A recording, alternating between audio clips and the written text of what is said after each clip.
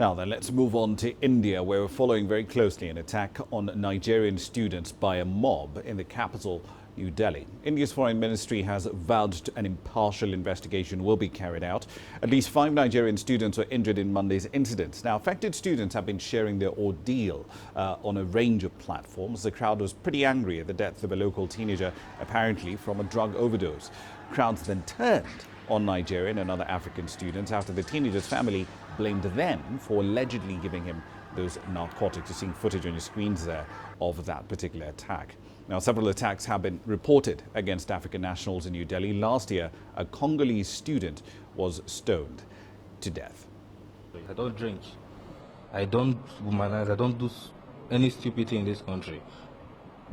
But for Indians to come and attack me just for no reason, I don't know what to say. I don't know what to say. But the only thing I'm saying, if they don't want us in this country, they should let us know. We'll go back to our country, and Indian embassy should come back, and our embassy should go back.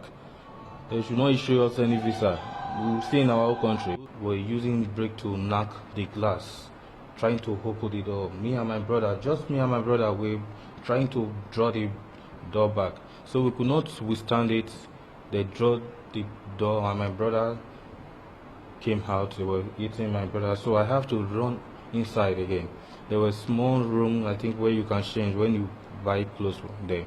I entered there and I used my body to press the door and to close the door.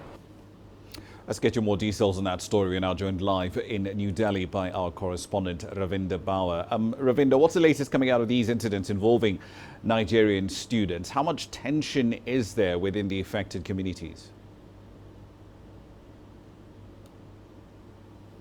These incidents have not really stopped as yet. Just 11 hours ago today, in the wee hours of the morning, there was a girl, Maria Burundi from Kenya, who was returning from a friend's house in a hired cab. Her cab was stopped on the highway and men surrounded it, and the cab owner, actually the driver, ran away with the cab, and then she was beaten up, later on brought to the hospital. I had a chance to I tried to talk to this girl at the hospital when our team was there in the morning today, but unfortunately she was not in a condition to talk, but definitely quite badly hurt. She was in the hospital for 4-5 hours. After treatment, she was discharged and sent home in an ambulance with under police security. But at the same time, the other students, there are still 2 students from the earlier incident in the hospital who are being treated. Most probably they will be discharged tomorrow.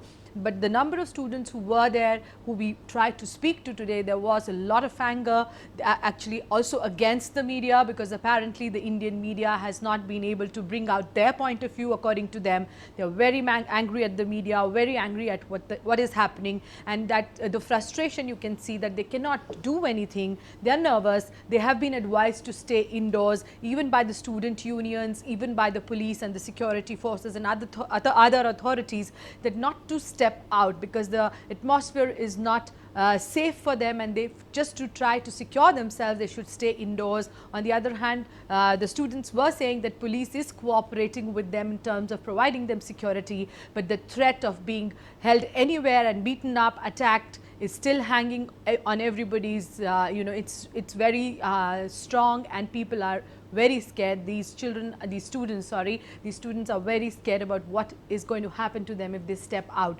So they are living under this fear, while the security forces and authorities trying to provide them all kinds of steps and trying to do things for them, but still to win their confidence once again will take a lot of time, Rama. Indeed, but let's talk about that particular effort to try and fix this particular problem. What assurances, what will be done by the Indian government, especially with regard to the Nigerian nationals who were attacked? Because the Nigerian government clearly is concerned, among others, about the safety of its citizens in India.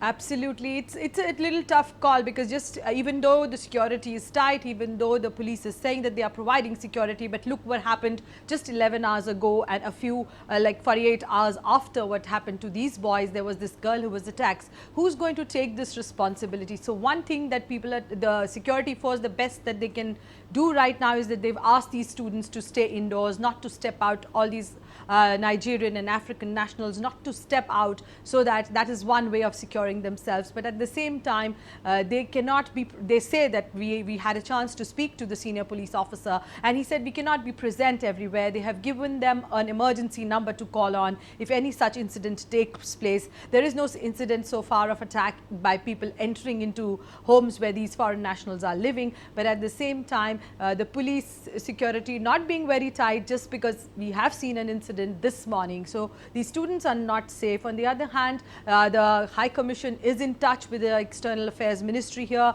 The External Affairs Minister, Mrs. Sushma Swaraj, is actually in touch with the Chief Minister of the state, Mr. Yogi Adityanath, who has just become a new Chief Minister, who's trying to prove his best that he will provide this impartial investigation. As far as investigation is concerned, 400 cases have been registered against 400 people. Right now, some of them have been arrested. Police is on the lookout. Still, nothing has been proved so far, as the police officer was telling us, about the drug overdose accusation which the family of that boy who expired is making. So far, no samples have been found in his post-mortem report in terms of usage of drugs. The viscera report is awaited in another 2 days.